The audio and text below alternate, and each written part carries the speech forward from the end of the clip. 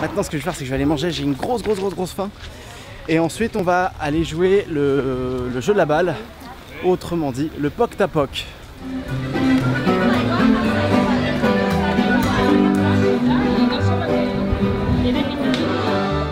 Plusieurs restaurants sont disséminés dans le parc. Bien que chacun offre une grande variété de plats internationaux, ils sont aussi dédiés à des spécialités. Celles de la mer, celles du Mexique, celles des grillades et bien d'autres plats qui combleront votre palais. On est au restaurant buffet, là on est sur la version mexicaine. Bon, j'ai pris un peu de tout de ce que j'ai trouvé. Je crois que c'est des burritos avec des boulettes de viande et des frijoles. Il y a de l'aubergine aussi, je crois de la courgette. Bref, un gros mélange puisque c'est le buffet, donc on mange ce qu'on veut.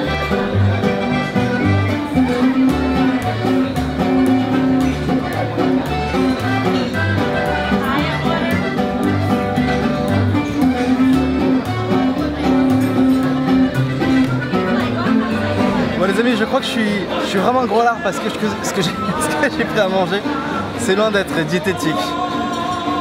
Prenez exemple sur moi, surtout prenez exemple sur moi, vous allez aller très loin.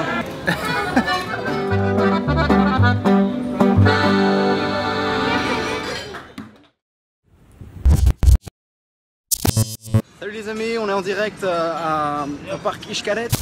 Et là j'ai été invité à faire le jeu de la balle qui s'appelle le poc-tapoc. Je vais vous montrer l'invitation qu'on m'a donnée. Et là j'ai rendez-vous justement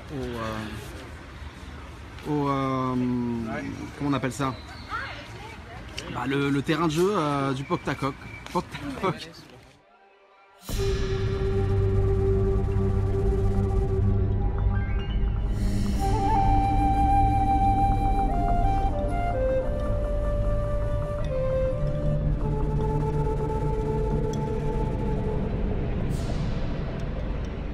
Necesita llevar el fajado necesario, que en este caso es este, ¿verdad? El fajado consta de 4 piezas y esas piezas te van a brindar la protección necesaria que tú necesitas para el golpeteo de la pelota con la cadera, ¿sí? Ok. Beaucoup de jeux de balle sont élevés au rang de religion de nos jours. C'était également le cas pour les Mayas. À une différence près, et elle est fondamentale. On y jouait sa vie. Et vous ignorez sans doute quel camp se sacrifiait à l'issue du jeu.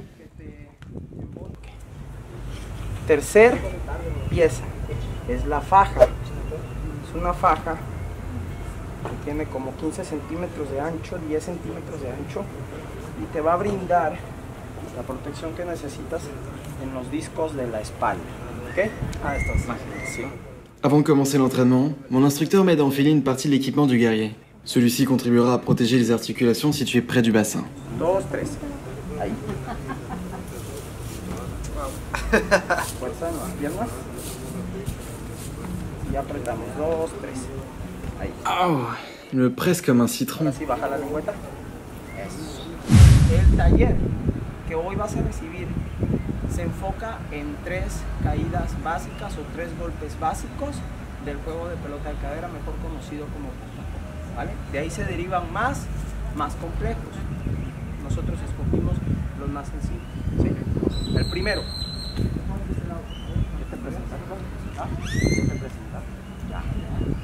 No, no sé tu nombre. ¿No?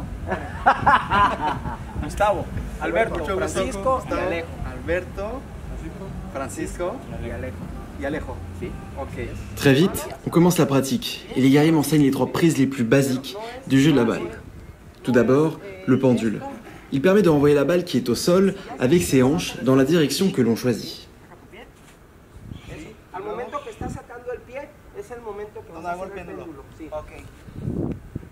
Ensuite, le coup de hanche simple, qui permet de renvoyer la balle en la maintenant en l'air.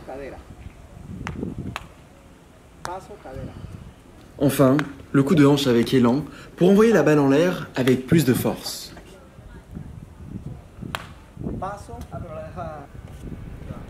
C'est à mon tour.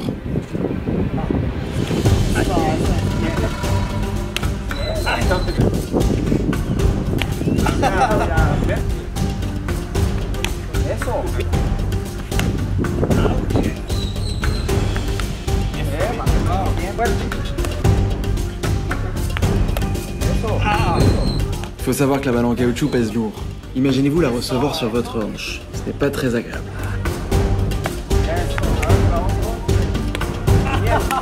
La última. Ok, va, no duele. No duele, venga. Cuidado. Hacia arriba, no hacia abajo. Hacia arriba. Es paso y cadera. Va. De arriba, de arriba. Eso. Okay, ¿sí dolió? Ce coup aurait été fatal. Je n'ai plus eu le courage de me frotter à la balle. Estás poniendo en práctica. Ahí, fuerte. Estás poniendo en práctica lo que aprendiste. Venga. De arriba. No puedo. Esta es una. Entonces ahorita nosotros con esto finalizamos el taller. Muchas gracias. Esperemos que hayas podido aprender algo nuevo, que hayas podido pasar bien. Y te vamos a hacer llegar ahorita un folleto donde viene un poquito más de la historia del juego de pelota, ¿vale? Muchas gracias. Nuevamente mi nombre es Gustavo. Que le vaya muy bien, Gustavo. Et voilà, l'activité du Poc à Poc est finie.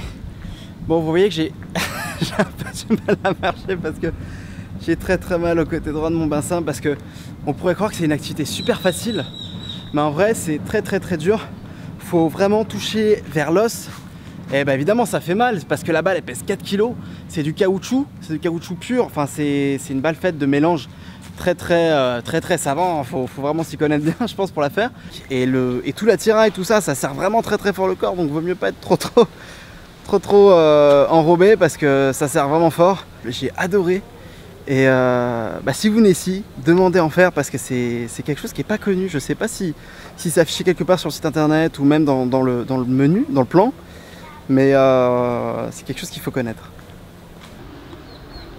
Pour tout vous dire, le parc Xcaret, c'est un concentré du sud-est du Mexique, la péninsule du Yucatan.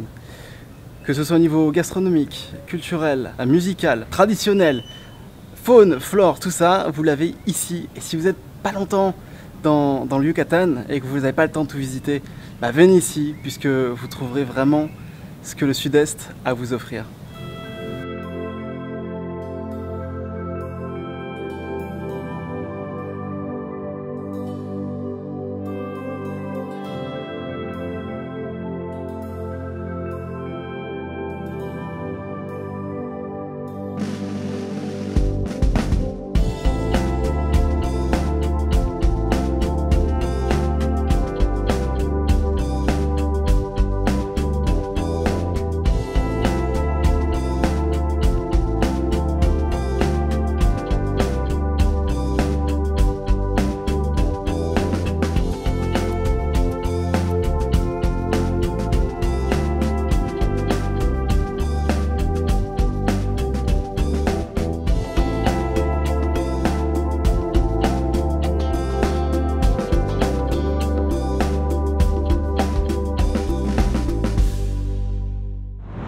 Ce qui est bien à Xcaret, c'est qu'il y a des spectacles quasiment toutes les heures. Donc quand vous venez, renseignez-vous bien. Regardez sur le plan quels spectacles sont proposés. Par exemple, là maintenant à 18 h, il va y avoir le spectacle des chevaux. Et à 19 h, celui du Poc à Poc, donc le jeu de la balle. Sur le chemin du spectacle, je tombe sur Francisco qui tient une grosse guitare à la main, le guitarrón. Bueno, mi papá es de Guadalajara, Jalisco. ¿Y usted de dónde es? De la Ciudad de México. Ah, de Ciudad de México. CDMX ahora como se dice.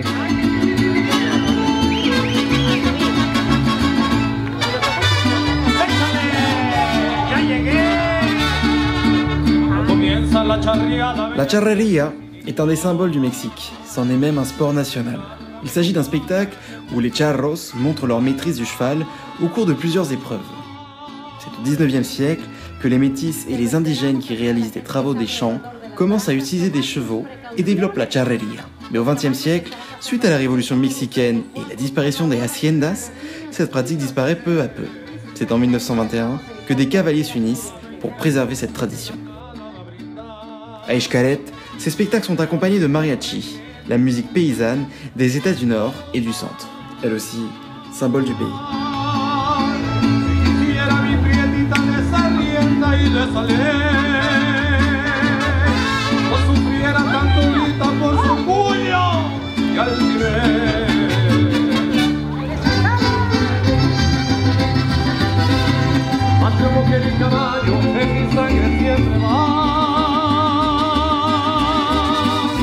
Pues el charro mexicano es orgullo nacional.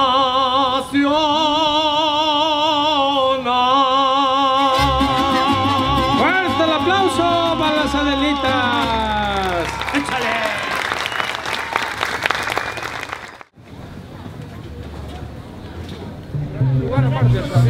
Eh bien, je suis avec Francisco qui joue l'instrument qui s'appelle le guitarrón. Et c'est un instrument qu'on trouve souvent dans les bandes de mariachi.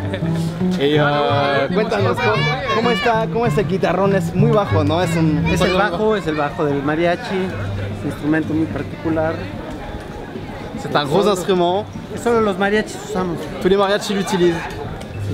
Y es como una banda de rock tiene el bajo, pues los mariachis tienen el guitarrón. Muy bien. ¿Y ahorita qué vas a tocar? ¿Vas a tocar en el Poc Taco Poc? No, nosotros tenemos una participación ahorita. Ajá. Es una orquestita que hay allá arriba, porque se supone que es un encuentro entre dos mundos, el prehispánico y el occidental, ¿no? Ajá, claro. Entonces hay una orquestita, así como digamos clásica, y están los músicos prehispánicos. Sí. Entonces, de un lado los prehispánicos y del otro lado estamos nosotros con trompetas, violines. Entonces esa es nuestra primera participación. Después salimos a la banda de Oaxaca, Sinaloa, Michoacán, y ya hacemos todos los cuadros. De aquí. Ah, ok. ¿Y solo tocas guitarrón o tocas? No, allá toco la trompeta. Ah, muy bien. Y en Sinaloa el trombón. Muy bien. Pues más de aire que sí, de... aliento. Perfecto. Bah voilà, on va écouter Francisco jouer avec le groupe de mariachi. Au revoir.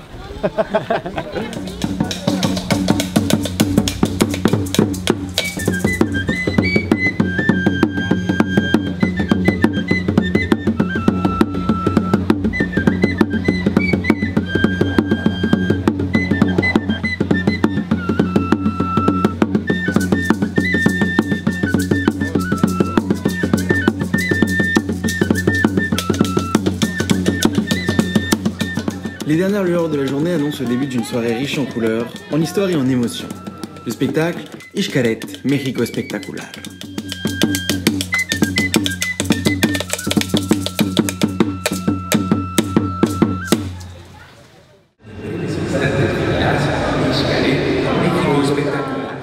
À lui tout seul, il vaut au moins la moitié du billet d'entrée, voire les 2/3. J'ai décidé d'offrir un accès VIP ce soir. Cela inclut un repas, bien que je n'ai pas du tout faim, et un emplacement de choix sur les gradins du Grand Tlaxco.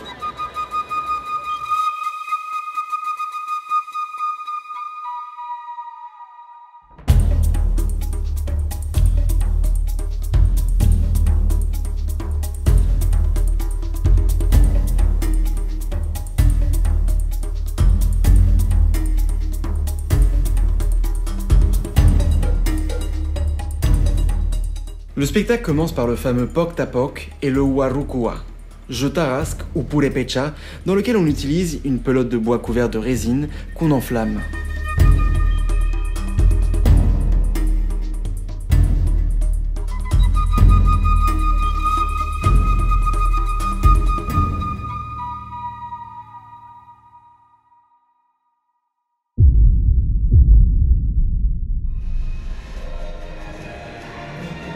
S'ensuit l'arrivée des Espagnols sur le nouveau continent et l'accueil fait par les Aztèques qui croyaient alors à l'arrivée de leur dieu. Oh, gran señor Quetzalcóatl, bienvenida a tu tierra, tu reino.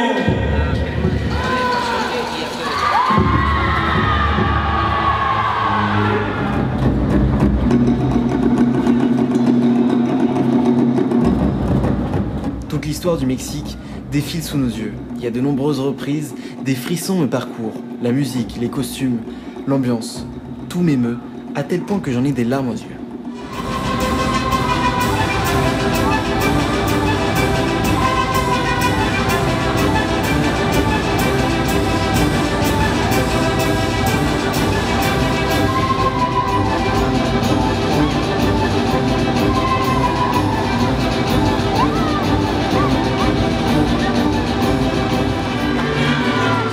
Après l'histoire, les musiques et danses typiques des différents états du pays, dont faisait mention Francisco plus tôt.